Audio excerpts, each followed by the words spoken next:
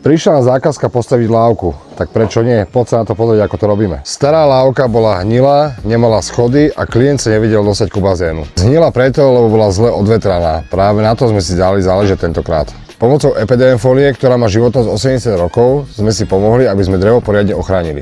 Na detailoch záleží. Aj tie spodné hranuly sú obalené v EPDM-ke a od spodu odvetrané, aby nám tam nevznikal kondens. Ako môžeš vidieť, aj od spodu, lávka je perfektne odkopaná, odvetraná, aby vydržala čo najdlhšie. Rezivo na terase sme použili tlakom impregnovanú borovicu kvôli jej extrémnej výdrži a výbornej cene. Momentálne pracujeme na výrobe schodiska a vďaka spojovacému materiálu od drevospoju viem, že tie schody vydržia roky. A ak použiješ môj zľavový kód Ružička 5, ušetríš ešte viac. Urobili sme si kvalitné lôžko pod schody.